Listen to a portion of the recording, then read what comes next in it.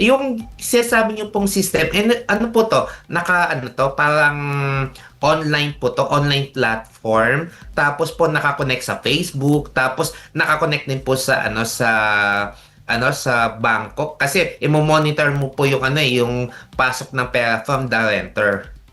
Yeah, so what we have developed, kasi, just imagine, we developed a system called iBoard Living. So the idea is that we exist in the life of the renters. The moment na maisip mo, aalis ka na ng bahay, o magka-college ka na, or aalis ka na ng bahay, finally magtatrabaho ka na.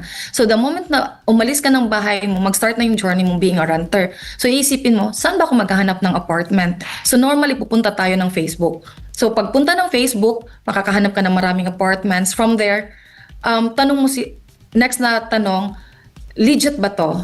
So from Facebook, we connect, we make it sure na the properties are connected to the system, and then every time it's vacant, it goes back to the Facebook. Business natin to. Like business natin to.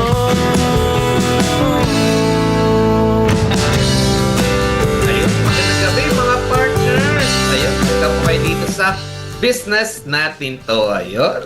At ngayon po ay January 2026. Nako, bilis ng panahon, no? Ilang araw na lang, Pasko na. Oh. Anyway, mga partner, no? Kasama ko si partner Manuel ngayong gabi na nasa studio. Magandang gabi, partner. Good evening, Kapatner Randy! Live na live sa business natin to. Dito po yan sa UNTV Radyo na Verdad 1350. Ako naman si Manuel Recuenco. Magandang gabi, Kapatner Randy. At tayo ay live sa radyo sa 1350 sa AM Band, sa Facebook, sa UNTV Radyo na Verdad, at dun sa ating mismong page sa business natin to on air. At live din po tayo sa YouTube. Yan ay sa UNTV News and Rescue. Kumusta ka, partner Randy? Okay lang naman. Okay naman. Madaming trabaho ngayon sa panahon ngayon. Hindi Oo, maubos-ubos. hindi kaya- Ha? Hindi maubos-ubos ang trabaho. Correct. Ganon talaga kapag January sa amin. Kaya pala. So, pero anong bang month ba ang medyo maluwag-luwag sa mga accountant, partner Randy? Ay nako, partner. After April 15. April 15 after noon. Yes. Matagal-tagal pa, no? Ayan na yan. Matagal-tagal. Talagang. Actually, kaya nga hindi nagpahinga muna. I think marami siyang kausap si partner Oo nga. Chris. Oo. Ayun. Kaya hindi muna natin pasamantala makakasama ngayon si ka-partner Crest dahil super busy po ang ating ka-partner Crest. Yes, tama. Okay lang yan mga partner. Samahan niyo muna kami ni partner Manuel ngayong gabi sa loob ng 1 oras. Ayun. At marami tayong pag-uusapan, ha? Oo. Oo. Excited ako sa ating guest. Nako, marami tayong matututunan about Tama. rental naman. Lalong-lalo na ka-partner Randy sa mga gustong magsimula ng negosyo, itong pag-uusapan natin. Pwede nila pag-aralan, panoorin nila, pakinggan sa episode natin ito dahil pwede nyo pag-aralan kung paano simulan ang ganitong negosyo, ka-partner Randy. Correct ka dyan, partner. Kahit ako, partner, marami na akong alam na negosyo. Excited ako at gusto kong matuto about this business. Yes, tama ka dyan, ka-partner Randy, pero parang may paalala ka ata. Baka makalimut ako doon, ha? May paalala ka Oo ata. nga. Oo, bago lahat, partner. Okay. May yung mobile Yes, mobile oo. number natin kung may katanungan kayo or may gusto kayong topic ngayong gabi o sa sunod na mga araw. Ito yung number namin, 0997-824-9408. Ulitin ko lang po, 0997-824-9408. Ayun. Yun. Anyway, ito yung paalala. Galing kay kasamang Chris. Tinext sa akin. Live na live. Live na live. Ito, ngayon, ang sinasabi niya, January 20, submission ng information ng OCWs or OFW remittances exempt from DSD furnished by the local banks and non-banks money transfer agents for the quarter ending December 31, 2025. A quarter report of printer for the quarter ending December 31, 2025. At sa January 25, ito yung ginagawa ng mga accountant, bookkeeper, auditor, yung mga yan. Ito yung submission ng quarterly summary list of sales purchases, importation by a VAT-registered taxpayer for non-EFPS filers for the quarter ending December 31, 2025. At syempre, isa pa, sworn statement of manufacturers or importers volume of sale of each particular brand of particular product, tobacco products, and sweetened beverage products for the quarter ending December 31, 2025. Ayun, partner, ayan na yung ating tinext sa akin ni partner. O baka na makalimot tayo sa paalala mo na yan. Yung segment na tax paalala ka, partner. Importante yan dun sa mga taxpayer. Kaya lagi po pong pakinggan, panoorin ang business natin to, partner Randy. Tama ka dyan, partner, kasi iwas Iwas penalty. Yun ang ano natin dyan, di ba? Yun, man. Malaki din penalty, partner, kapag na-penalize ka. Oo. Minimum 1,000 pesos kapag Naku. walang laman, di ba? Malaki-laki, kaya para wag po kayo makalimot, may tax paalala po dito sa business natin to. At ito, sunod na natin, partner. Yan. Yung Taxionary naman. Yun, di ba? Gustong-gusto ko talaga yung pangalan ng title ng Taxionary. Ano Yes. bang word na yan ang dapat nating tandaan, partner Randy? Yes, tama. Oo. Ngayong gabi, ano ba nang nakalagay dito sa akin, partner, yung percentage tax. Percentage tax. Naku, Oo. parang, Ito parang, na po. parang naalala ko yung college ako pero nahirapan akong tandaan yan eh. Ang mas may karapatan magpaliwanag dyan ay ikaw, partner Randy. Oo. Ako gusto ko yung percentage sa pera eh. Hindi sa tax. Sana nga, no? Ako din. Pwede naman ako dyan. Anyway, mga partner, ito po ang percentage tax po. Ito po percentage tax po, tinatawag din po non-VAT taxpayer din po. Yes. Actually, ito po ay usually 3% ng gross sales, di ba? Actually, madami tayong pag-uusapan dito. Kapag non-VAT ka, 3% ka. May mga mga percentage tax din na iba pang mga category na makikita sa form.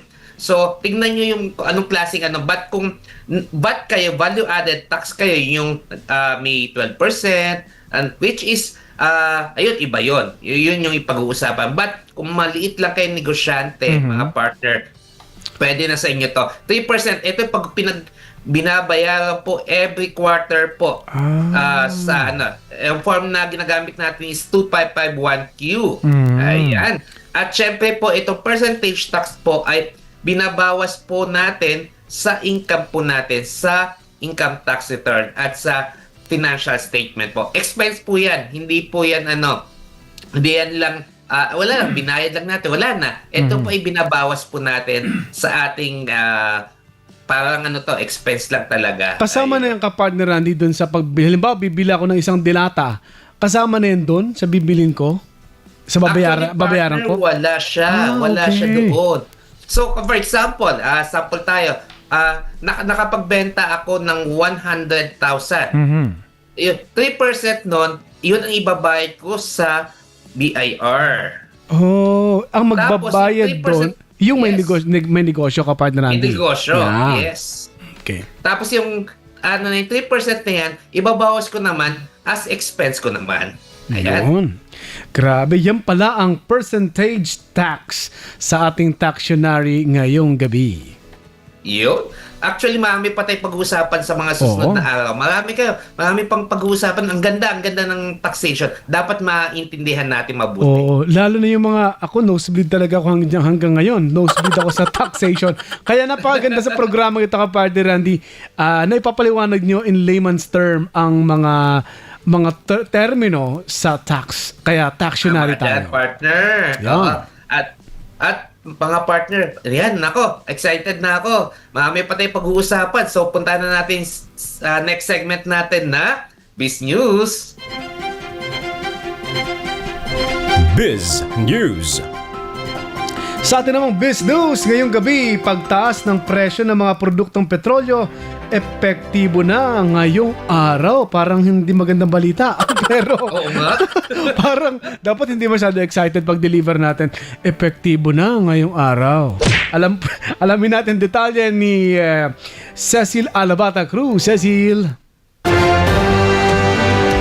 Epektibo Epektibo ngayong Martes, January 20, 2026 ang pagtaas ng mga oil companies sa presyo ng mga produktong petrolyo. Tataas ang diesel ng 2 piso kada litro, ang gasolina ng piso kada litro at kerosene ng piso at 50 sentimo. Ito ang ika-4 na sunod na linggong pagtaas para sa diesel at ikalawa para sa gasolina, ayon sa mga anunsyo ng mga kumpanya at industriya.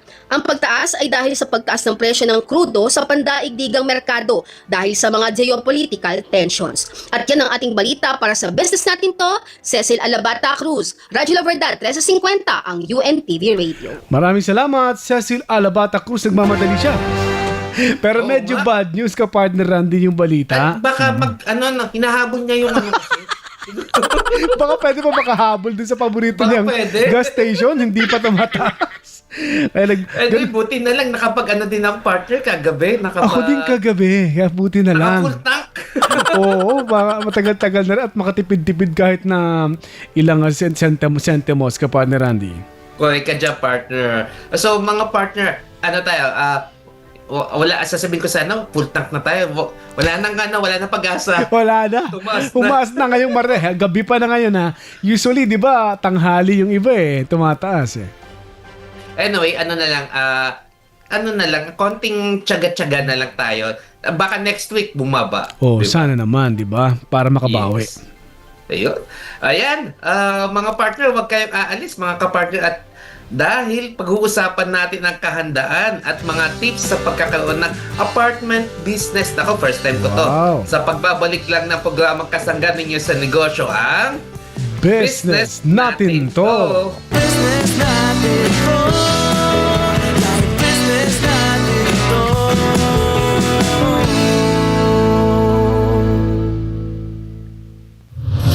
Radyo La Verdad 1350, ang UNTV Radio. Mga kasangbahay, mas masaya ang umaga kapag kasama namin kayo dito sa Good Morning Kuya. Hindi lamang may init na balita at entertainment features ang aming maibabahagi sa inyo tuwing umaga. Dahil kabilang na dyan ang mabubuting gawa at pag-ibig sa kapwa. At syempre, hindi kompleto ang araw kapag hindi ka updated sa aming mga social media pages. Kaya make sure to follow, like, share, and subscribe. Upang mahanap ang aming official Facebook page, itype lamang ang @goodmorningkuya o Good Morning Kuya. I-click ang like at siguraduhin naka-follow na rin kayo. And to subscribe to our YouTube channel, itype lamang ang @goodmorningkuya and @UNTV News and Rescue. I-click ang subscribe button at huwag kalimutang pindutin ang notification bell. Every Monday to Friday from 6 a.m. to 8:30 a.m. Just keep it light and start your day right. Kaya mga kasangbahay, samahan nyo kami lagi dito sa Good Morning, Kuya!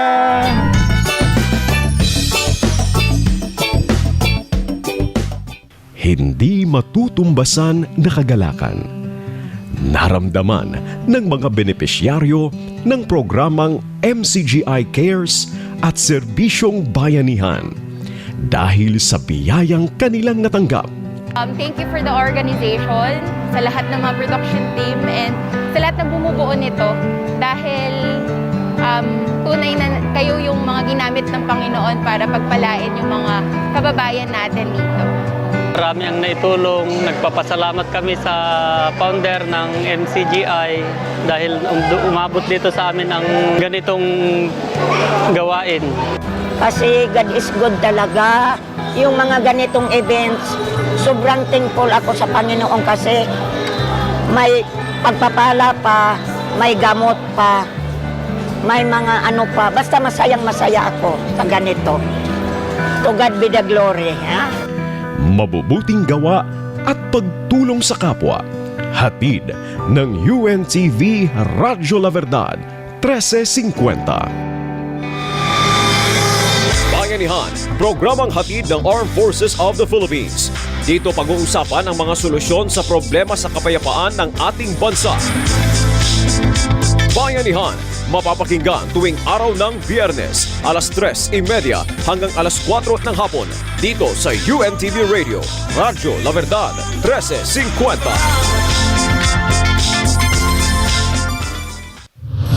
Radyo La Verdad 1350, ang UNTV Radio. Business natin to. Like business natin to. nagbabalik po ang programang business natin to. Ayun.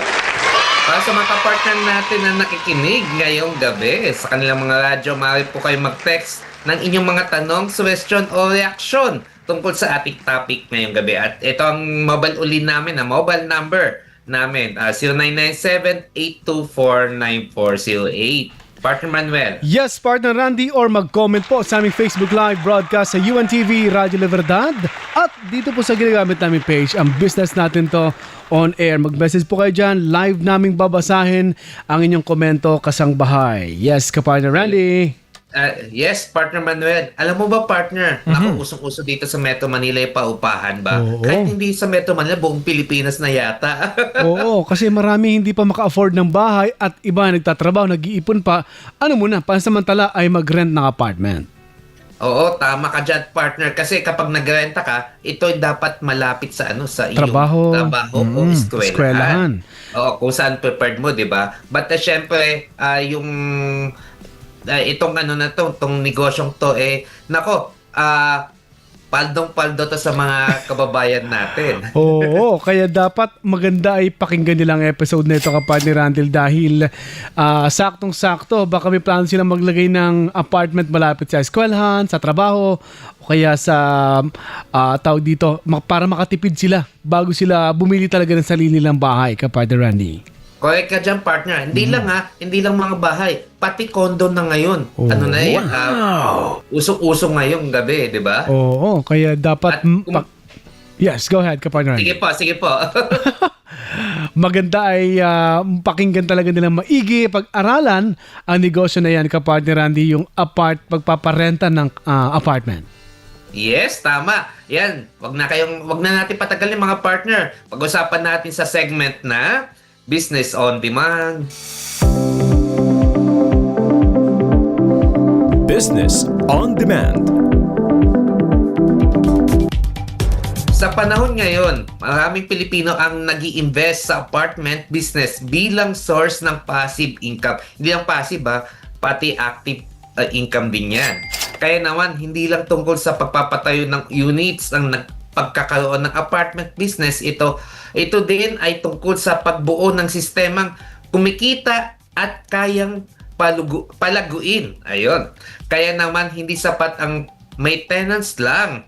Mahalaga ang tamang sistema, diskarte at long-term na plano. At ngayong gabi, kapartner Randy at mga kapartners, tatalakayin natin kung paano bumuo ng apartment business na hindi lang kumikita kundi handa ring mag-scale at tumagal po sa paglipas ng panahon at para makausap na natin kapatid Randy live at ipaliwanag sa atin tungkol dyan, makakasama natin live via Zoom ang CEO and founder ng iBoard Marketplace, iBoard Solutions Incorporated. Let's welcome to the program, Ms. Zaira Marie Viranque. Ms. Zaira, good evening. Welcome to the program. Hi, good evening. Thank you so much. Magandang gabi po. Good evening sa inyo dyan. Kamusta po kayo?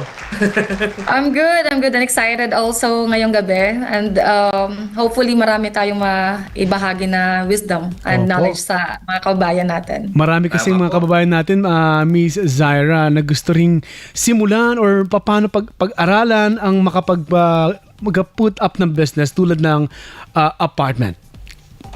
Eto, simulan ko na, Ms. Zay. Ms. Zay, kayo po ay isang certified industrial engineer, tama po ba? Yes po. Ito, ma'am, paano nyo tinitignan ang apartment business? Nako, tama ba? Industrial engineer tapos apartment business bilang isang system. Yes. Kasi as industrial engineer kasi, yung tinitingnan na asa namin is holistic lagi. Hindi namin tinitingnan na isang part lang ng system or ng flow, yung focus namin. So, as much as possible, yung inspiration ko behind this is that how do you see yung apartment business as a connected flow? So, hindi ka lang nagmamarket, hindi ka lang nagmamanage, pero yung end-to-end ng whole apartment business, paano mo siya may implement in a way na convenient para sa lahat at ma-automate mo siya in a way na in the long run, hindi mo na kailangang mag-manual. So, from demand generation hanggang tenant onboarding, billing, maintenance, and all of that, paano siya magagawang isang connected flow lang. So, as industrial engineer, ito lagi yung perspective namin. Okay. Partner Manuel, may Yes. katanungan kay Miss Zay. Meron, kapartner Randy. At gusto ko lang ding malaman sa ating panauhin, ano ba yung advantage na ng may IE? Tama ba ang IE ay industrial engineer background? Ano bang advantage noon sa pagpapatakbo ng apartment business? So, as industrial engineer, yun nga sabi ko, we focus on systems integration. So, hindi lang siya about paano nga ako makakuha ng tenant, kundi once may tenant ka na, ano mangyayari after dito? Paano ba siya paano ka makakuha ng bayad? Paano mo ma-manage? Kung may mga problema, paano mo mapapaghandaan na hindi mo siya isosolve on the time na may problema na, but ahead of time, na-predict mo na yung mga possible problems. Not just with the tenant side, but then also with the whole management side. Ang mahalaga kasi, why we focus on systems is that dapat lahat kasi konektado. Kapag, for example, hiwala yung process mo doon sa marketing, hiwala yung process mo doon sa operations mo, maraming problema yung nakikita. Yung out of control ka, tapos cost din on the side of the property owner ang at risk dito. So as IE, we put it in a way na from one point to another, may touch of control ka. Hindi mo siya napapabayaan. At the same time, hindi mo rin kailangan na hands-on ka, or hindi mo rin kailangan na, alam mo yun, every detail, kailangan andun ka. So at some point in the future, kaya niyang mag-move without you being too much into the business.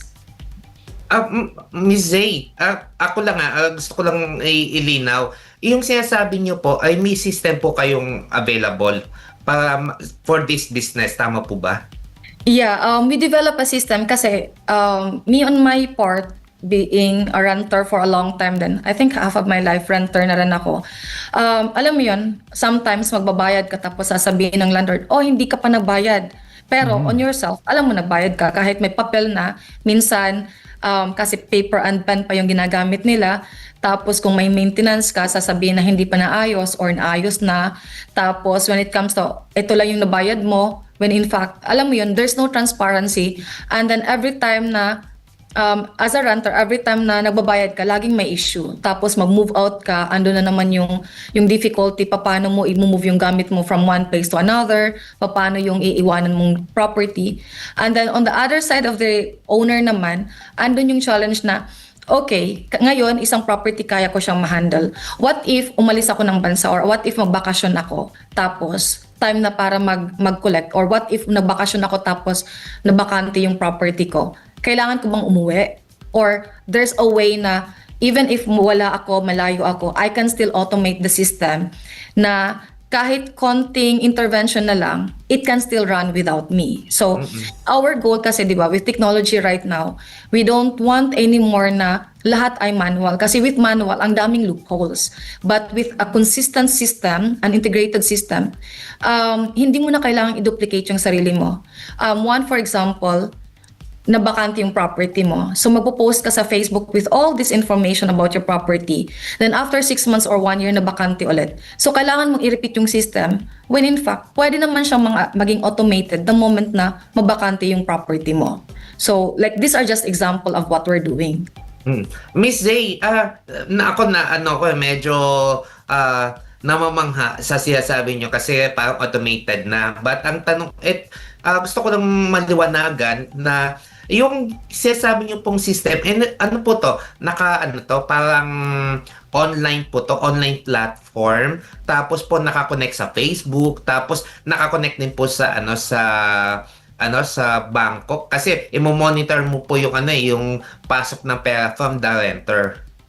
Yeah, so what we have developed kasi, just imagine, so we developed a system called iBoard Living. So the term itself, iBoard, di ba normally, saan ka nagbo-board? So iBoard at. Then the idea of living in boarding houses or apartment, it's living. So we name it as iBoard Living. So the idea is that we exist in the life of the renters. The moment na maisip mo, aalis ka na ng bahay, o magka-college ka na, or aalis ka na ng bahay, finally magtatrabaho ka na. So the moment na umalis ka ng bahay mo, mag-start na yung journey mo being a renter. So iisipin mo, saan ba ako maghahanap ng apartment? So normally pupunta tayo ng Facebook. So pagpunta ng Facebook, makakahanap ka ng maraming apartments. From there, tanong mo next na tanong, legit ba to? Yung property na to is tama ba doon sa property na pupuntahan ko? Or saan ba talaga yung property nito to? So ang daming tanong na nakasalalay doon sa searching mo. So for us, these are recurring problem kasi. So though you have the Facebook, pero what if once yung property na to na-occupy, bakit ikaw as a property owner, kailangan mo time to time ipo-prove yung legitimacy ng ng business mo kung you've been doing this a whole time na. So from Facebook, we connect, we make it sure na the properties are connected to the system, and then every time it's vacant, it goes back to the Facebook. And then if not, kung book na siya, it is unavailable. And then once makahanap ka na ng property, ando na yung mag-viewing ka, mag-move in ka. Most of those proper processes kasi hindi siya documented in our day-to-day activity as property owners. But what we want with IBOR is that everything is tracked with transparency para alam mo kung kailan yung move in ni renter, alam mo kung kailan i-prepare yung property, alam mo rin kung kailan mag-move out si renter para alam mo kailan i-market ulit yung property. And then in the middle of that, yun nga sinasabi ko na lahat ng steps ni property owner and ni renter nasa system siya para yung goal kasi if you talk about alam mo yun, blockchain and crypto, the transparency and then the documentation of the journey. So wala tayo nun eh. For example, mag-rent ka, kahit maganda kang magbayad pero kasi walang record na maganda kang magbayad as a renter, people don't trust you to for example, na delay ka ng 1 month. People will not trust you kasi nga wala kang proof. But with the system we're developing, the more that you rent and the more that you use the platform, yung parang credit score mo tumataas in a way na kung magkaroon ng time, for example, mawalan ka ng trabaho or there's just a little delay sa sweldo, si landlord is confident na, etong renter na to kayang magbayad kasi kasi meron na siyang history sa mga previous apartments. Kahit hindi ko apartment, pero nakita ko siya as history ng previous apartment, I can trust this renter. And yes, of course, we're connected with the bank. We're connected with multiple banks for the payment. So, disclaimer, we don't access the funds. It goes directly with the owner. So, transparency-wise, may record si renter magkano yung binayad niya. May record din si landlord, magkano yung na-receive niya, kailan yung next billing. Hindi ko na siya kailangang i-remind kasi the system itself will automatically do it. Lahat ng mangyayaring itong proseso ay sa isang application ba, Ma'am Zay, or website? Yeah. So it's both a website and a web app. Nice. It's both a mobile app and a web app. A web app, alright. So tanong ko lang doon sa mga gustong makahanap pa ng impormasyon para dito. Ano ba Ms. Zay, ang mga pangunahing proseso na dapat i-design mula pa lang sa simula ng apartment business para mabigyan natin ng idea yung gustong gawing business ang ganito? So, unang titingnan mo pag magdi-design ka or alam mo yan, magpapasok ka sa rental business, unang tanong mo is, am I designing this para lang ngayon or am I preparing myself para in the future, pwede ko siyang mapalaki or mapalago. Kasi kung iniisip mo, pang day-to-day ko lang to, pang ngayon ko lang to, alam mo yun, you don't need our system.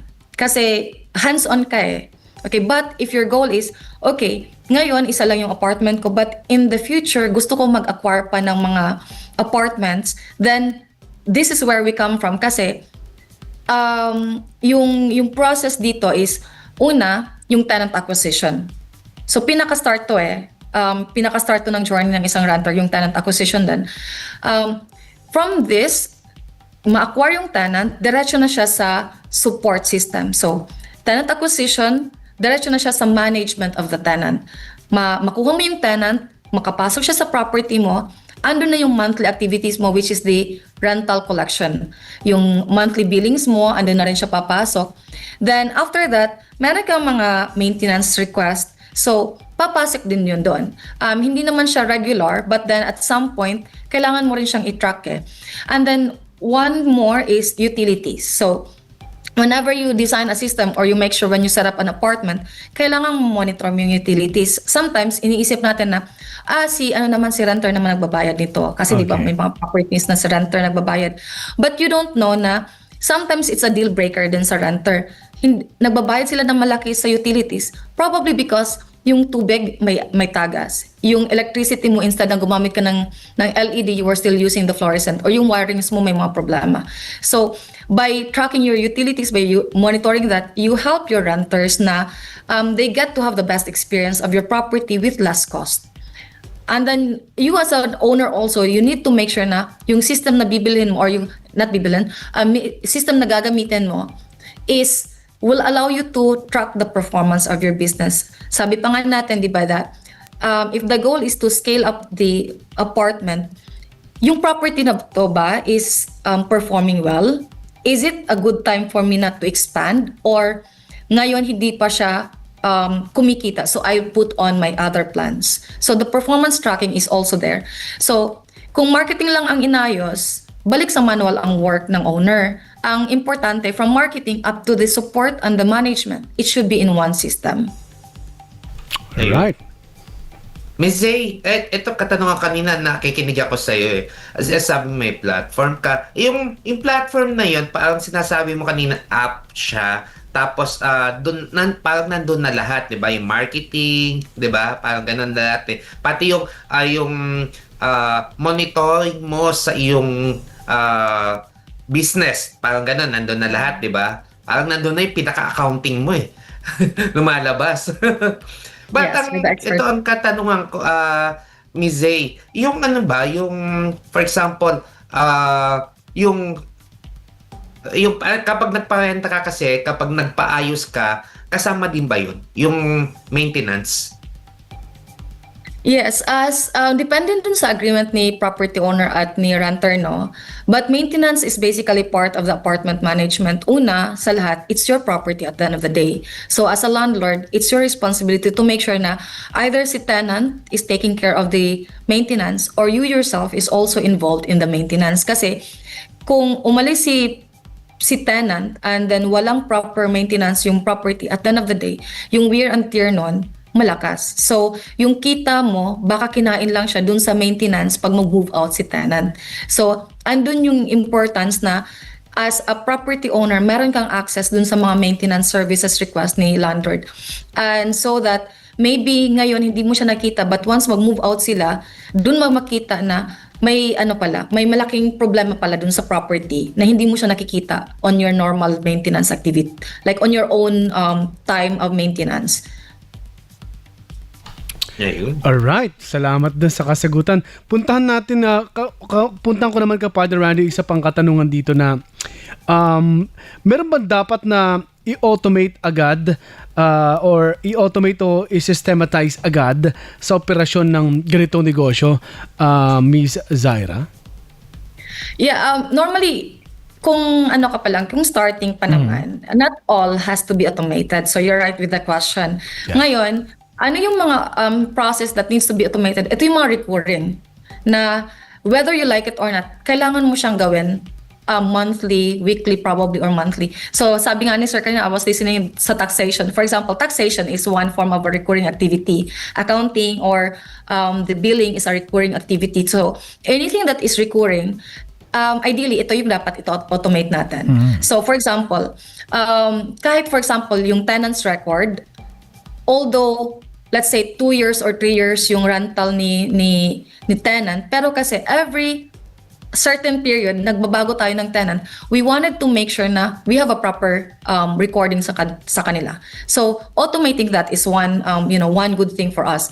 Next, yung pinaka billing and collection, ito siya monthly or depending kung swerte kung naka-cheque ka or naka-quarterly ka or one time in a year ka, which is hindi naman siya typical sa Philippines, but normally it's monthly. Ito siya, instead of doing a manual activity, kasi kumakain siya ng malaking time you can automate that. Okay, you can automate that. Pati yung collection, yung invoicing mo, this can be automatically triggered. Kahit yung reminder, this can also be automatically triggered. Na pag 2 days nang delayed si renter, you can set trigger on that. Kung collection naman, you don't need a manual na pupunta ka pa doon. We have GCash, we have multiple Paymongo, we have multiple bank payments, we have QR Pay. So all of this can be done automatically na. So why do we still have to do a manual collection if this can be done? And then again, yung maintenance, for example, yung water, yung heat, yung aircon, kung mayroon tayong mga maintenance request, this can also, hindi mo na kailangan as a landlord pupunta pa doon by just taking pictures, sending it online. This can already be done. And lastly, yung reporting and monitoring. So reporting yung total invoices mo, yung total renters mo for those properties, especially if you're having multiple properties na, yung total occupancy mo. So these are some of the operations na kailangan nating i-systemize in rental. It's not just about kasi pagiging techie, di ba? When you are operating a business kasi, kahit maliit pa siya, inahanda mo na siya na ready to scale na in the future. Ayun. Alright, Partner Randy. Sige po. Punta naman po tayo sa risk management at decision making naman po. Paano nakakatulong po yung data at analytics na pagmamanage ng risk sa apartment business po? So, for example, data analytics and risk management. For example, a lot of our Filipinos are OFW, di ba? So, you have one segment with OFWs, and this for a fact, our OFWs are one of the biggest investors in rental.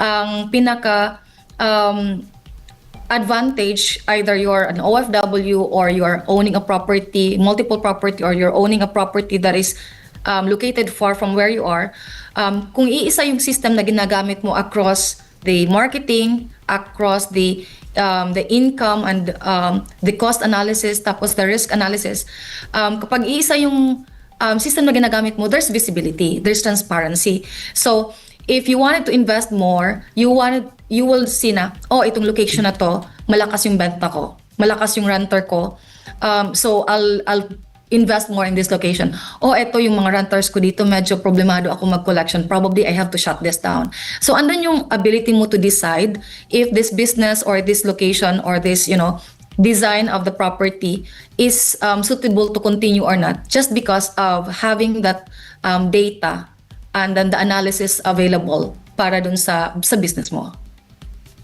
Alright. Partner Manuel. Yes. Talagang medyo kailangan mo nang makinig na maayos sa mga gustong magsimula ng ganitong business.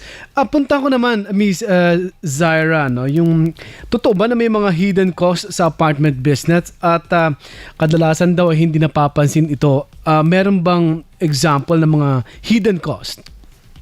Yeah, ang daming hidden costs sa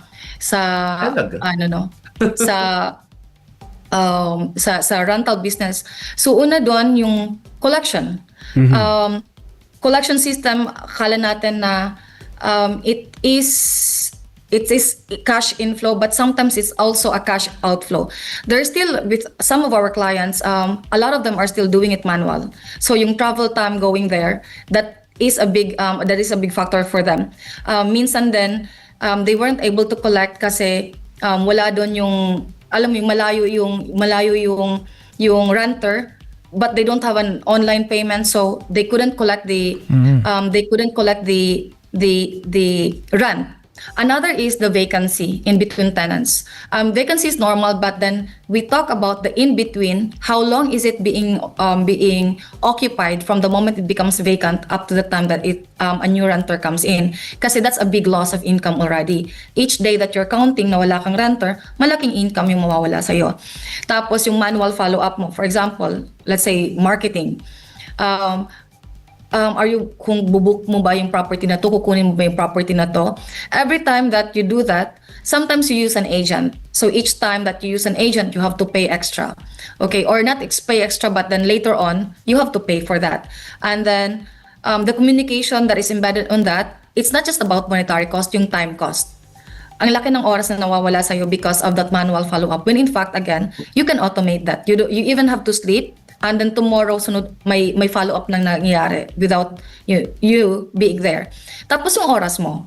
As a property owner, I know most of you are, alam mo yun, you're not doing it as full-time. You're doing it as a side job, kaya side job as a passive income.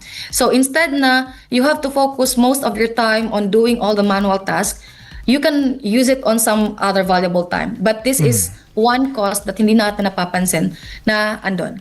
And lastly, yung utility waste. Utility waste in a sense na, sabi ko nga kanina, yung kuryente mo, yung water consumption mo, sometimes we think of it as, I'm unloading this naman to the renter. But without knowing that this is also causing a lot of trouble dun sa property mo. And later on, that will alam mo yun, yung parang iceberg na maliit siya tingnan, pero kung titingnan mo na siya in the long run, malaki na yung tagas ng yung tagas nung gastos mo because of mga sira-sirang utility sa bahay. Alright. Kapartner Randy, may habol na akong tanong kay Sige po. Miss Zaira. No? Balik tayo dun sa risk management and decision making. Ano ba yung pangkaraniwang maling desisyon ng isang investor na dapat maiwasan kung may tinatawag na systems thinking? Miss Okay. Zaira. So, mga maling desisyon ni Investor or investor kung Or walang lessor. system. na dapat maiwasan kung may system thinking. Okay. Miss Zaira. So, normally for this, tinitingnan kasi natin dito yung pinaka-importante yung mga underperforming units. If you are holding a lot of properties, sometimes we don't see these units as underperforming. So these are some of the decisions na kailangan mong tingnan. Sometimes you don't have to hold on to all these units kasi you own it. Sometimes in your inventory, you need to make sure that all your units are performing, or at least you can balance it out. Another cost of without systems thinking when it comes to the cost per unit when setting up the property or setting up the beds. Sometimes when you're setting up your apartment, tinitingnan natin, okay, may building naman ako, okay na to. But you wanted to make sure that you have everything under control. Per cost, per space na ino-offer mo, you are accounting the cost so that you will know how much ba yung kinikita ko per space na binibigay ko. Per bed, magkano ba yung gastos ko dito? Magkano ba yung naging investment ko? Without knowing kung magkano yung cost mo, hindi mo rin alam kung itong rent ba na binibigay mo in the long run will cover the variable and fixed cost na binigay mo dun sa property na yon. And again, I wanted to go back to the manual setup of doing the business. As much as possible, we are still afraid of using system kasi nga sometimes sinasabi natin, matanda na ako dyan, ayoko na. If you can use Facebook, if you can use TikTok, then using an app that will also it's like few clicks away lang. It's the same as using the Facebook. So if you're entertained by using Facebook and TikTok, then by using a system, you're freeing even more yourself for that entertainment purpose. You get to relax more kasi nga the system is taking care of it. Thank you. So parang Miss Zaira, parang nandun na rin yung marketing na gagawin ng iBoard Living. So yung investor, hayaan na gawin ito ng iBoard.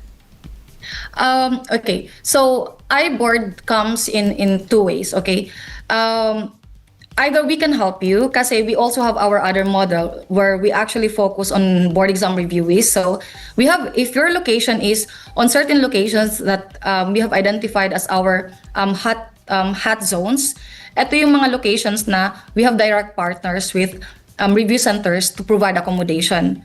So that is more of that is created sa iBoard dorm namin, and then still you're using the system.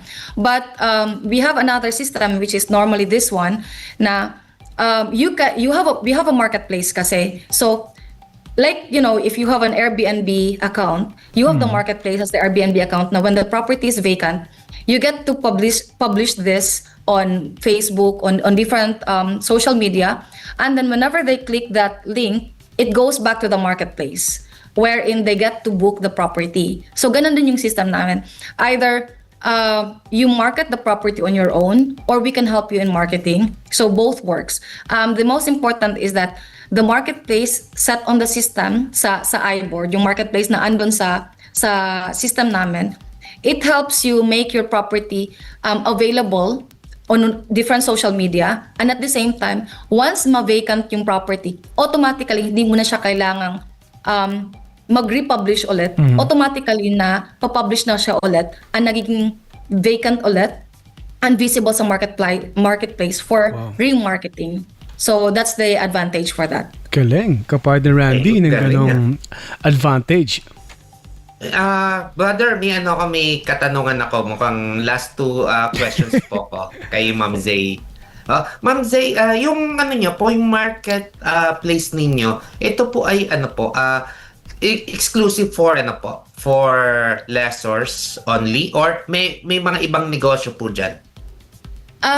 So right now, we have property owners, we have property managers who are on the system, and then internally we also have a marketplace for services kasi there are locations na kailangan nila ng cleaners, kailangan nila ng mga water delivery. So this is still internal, but soon we will be launching it, where a lessor, for example, can book a service directly sa isang water refilling station, or a lessor or a lessee can book a home cleaning service from a cleaning company. So that is there as let's say a complementary service dun sa system.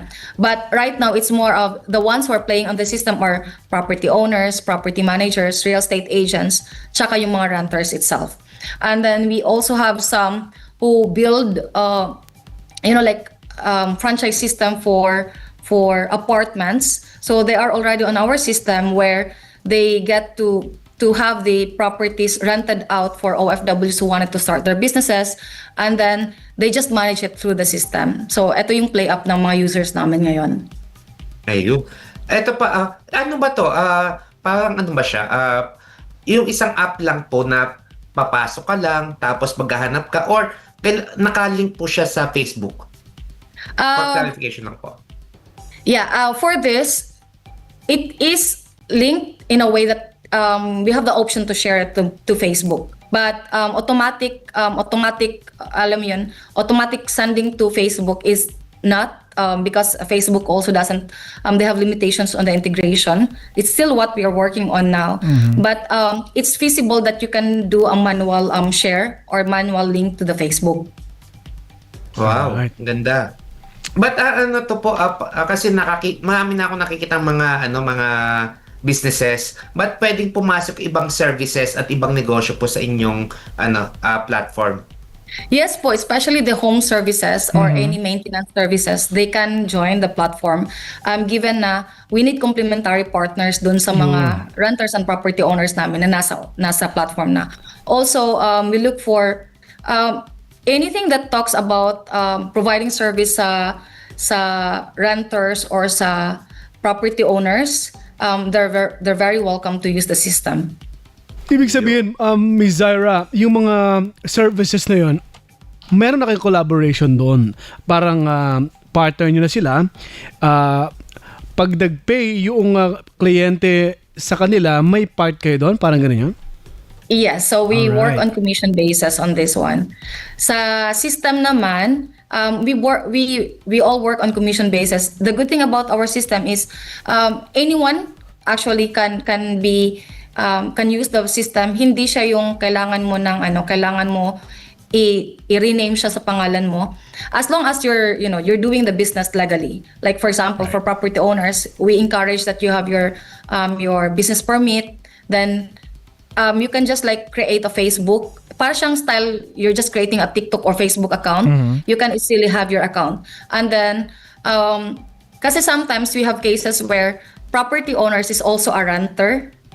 And then they're also a property manager. So instead of having multiple accounts, by just switching to different roles, they can already have different dashboards for every role. So this is one of the advantage of using an automated and integrated system. Alright. Kapartner Randy, may follow-up ka pa ba? Go ahead. Actually, marami pa akong gustong itanong kay Ms. A.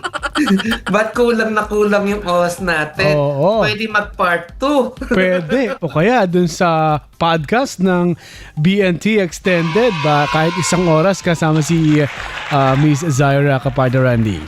Yes. Ito last question na Ms. A. Meron ba kayong events o saan ka ba namin pwedeng kontakin?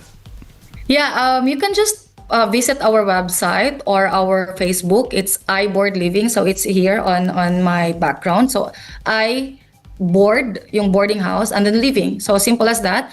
You can reach us on Messenger. Very active yung Messenger namin. You can reach us on Instagram, even on LinkedIn, and then or you can message me directly as well if you have any inquiries.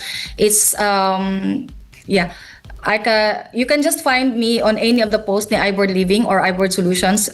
My name is just there, tagged all the time. And then on our website also, we have our email address, hello@iboardliving.com, tsaka yung number namin. So you can just feel free to reach us out there. Alright, napakagandang kwentuhan ito at napakarami namin natutuhan lang ng ating mga taga-subaybay. Magpapasalamat na kami. Thank you so much. Maraming salamat Ms. Zaira Marie Viranque, CIM, CEO and founder of iBoard Marketplace, iBoard Solutions Incorporated. Maraming salamat ma'am at sana hindi ito ang huli. Thank you so much. Yeah, hopefully po. Thank you so much and have a good evening. Maraming salamat. Yun, kapartner Randy, kapag pumasok ka pa sa ganitong system, may platform ka na at mapapadali yung pagpaparenta mo ng apartment. Correct ka dyan, partner.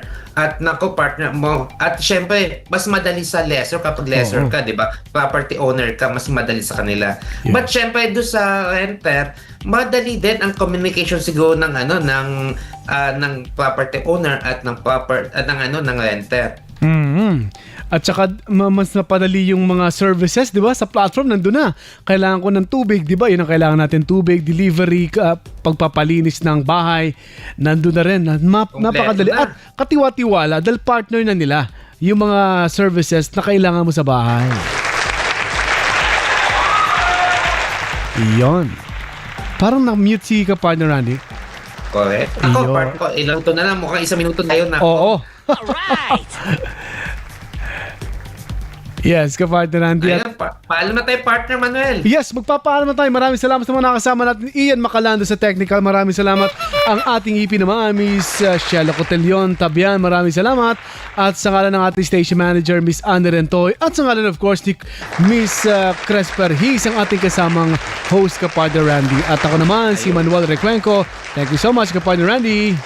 At syempre po mga partner, samahan niyo ulit po kami every Tuesday and Thursday 7 p.m. hanggang 8 p.m. Dito lang sa Radyo La Verdad 1350. Ayun. Right. Anyway mga partner, out na tayo. So sa negosyo, walang imposible. Alright! Dahil ang negosyo ay kaya natin. Dahil business natin to. Paalam. Paalam.